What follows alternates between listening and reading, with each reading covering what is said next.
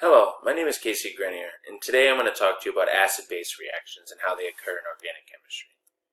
So many of the reactions that occur in organic chemistry are in fact acid-base reactions themselves, or they at least involve an acid-base reaction at some stage. Over here on the right, I included the classic acid-base reaction example where we add baking soda, or our base, to our acid, in this case vinegar. So before we start talking about acid-base reactions as a whole, I kind of wanted to review what an acid and what a base is. So an acid is any species that can lose a proton. When it loses this proton, it will form its conjugate base. So over here on the left, we have our acid. This is where we will have a proton available to come off or be removed to form the conjugate base over here. The conjugate base will retain the electron pair that attached the proton to the acid, and then now be called our conjugate base. Whereas a base species is any species that can gain a proton. When the base gains this proton, it forms its conjugate acid. So here on the left we have a base and a proton present.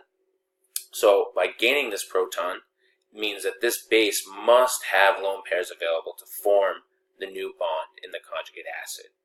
So this example here, we actually do in fact have a base, and we have lone pairs available to form this new bond with our proton. Furthermore, a neutral acid forms a negatively charged conjugate base, whereas a positively charged acid forms a neutral conjugate base. Examples are over here on the left. In each of these cases, the charge is decreased by 1 because the acid will lose a proton. Exceptions are di- and tri-protonated acids. Essentially, they have 2 and 3 available protons to lose. So a negatively charged base will actually form a neutral conjugate acid, where a neutral base will form a positively charged conjugate acid. So just like the acids, the charges are increasing by 1 because the compound is gaining a proton here. So when we start looking at acid-base reactions, a couple things are true for all acid-base reactions.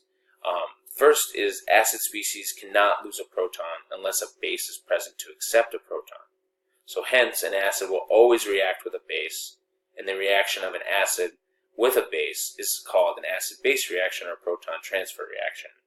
These reactions are reversible reactions, are always reversible reactions.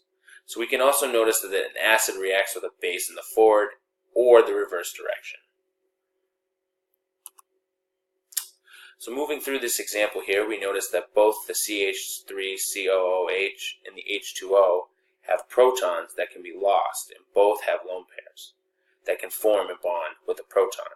So both can act as either an acid or a base. So how will we know which reactant will lose a proton and which will gain said proton? We can do this by the pKa values, which I've included here. So the pKa values of the two reactants for this example are 4.8 for CH3COOH and 15.7 for H2O. So the strongest acid will be the one that acts as the acid. So the strongest acid here is the one that has the lowest pKa value, which here is CH3COOH, and in this example will act as the acid for this reaction and lose the proton. Where the other species here, in this example water, will act as the base and accept that proton. The product of an acid-base reaction will always have the acid and base species as the reactant, essentially both on the same side. And the formed product will always be the conjugate acid and conjugate base. It's also important to note that the product of an acid-base reaction is a neutralization reaction, and therefore the conjugate acid and conjugate base that are the products are also classified as a salt species and water. And so we can see here in our example that that is also true. So when coming to determine which one is more acidic and which one is least acidic, or which is the strongest acid and which is the weakest acid, I kind of made up this table to kind of use as a guideline to depict which one would be the strongest acid versus the weakest acid. So when comparing two acids, the most electronegative species within that compound, when you compare the two, whatever one is the most electronegative species will be the strongest acid. The strongest acid will have sp hybridization, over sp2 or sp3 hybridization. Those ones would be weaker acids. Or if they have a halide ion present, it's the largest halide ion compared to the other acid. The opposite is true also to have a weaker acid. The least electronegative species present will make that a weaker acid. Same thing with the sp3 hybridization. And if it has the smallest halide ion when comparing it to the other acid species, this one will be the weaker acid. So this can be used to kind of help you guide you to determine which one is a stronger acid over the other when you have a situation like the example before. So when also looking at acid-base reactions and their strength, when we replace a hydrogen with an electronegative substituent, one that pulls the bonding electron towards itself, this will actually increase the acid strength. So here we have our example here where we have a chlorine group in replacing a hydrogen or a proton. So this in itself, just by using that chlorine over the hydrogen, the one on the left will actually be stronger than the one on the right. Now when you have two different electronegative species on a similar molecular structure, we want to go with the most electronegative one would be the stronger one versus the least electronegative one.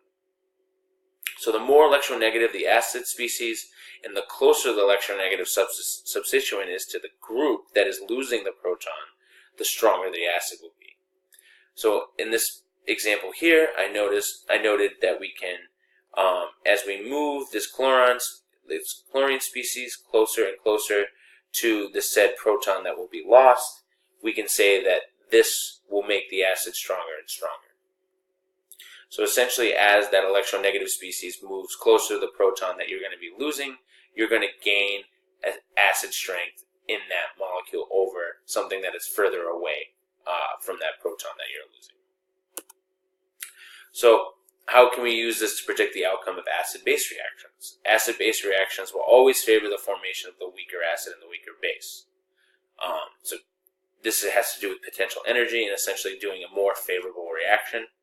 Acid-base reactions are under equilibrium control, as we noted before, and reactions that are under equilibrium control will always favor the formation of the most stable or the lowest potential energy species. So in this example here, we have an acid reacting with a base. So our base here will then take the proton from the acid. The electron pair will stay with the acid to form its conjugate base. The base that now has the proton forms its conjugate acid. So it's important to note that we have a stronger acid reacting with a stronger base and will form a weaker base and a weaker acid. So hopefully this video helped you first identify what an acid and what a base is, how they react with one another, what they form as a product, and which one will actually end up being the acid or the base. A lot of the times, a lot of chemical species can act as either, so all of these little tips and tricks are very important in helping identify which one is the acid and which one is the base. So I just want to thank you for watching my video. Please let me know if this helped and if I can help you in the future. Thank you and have a great day.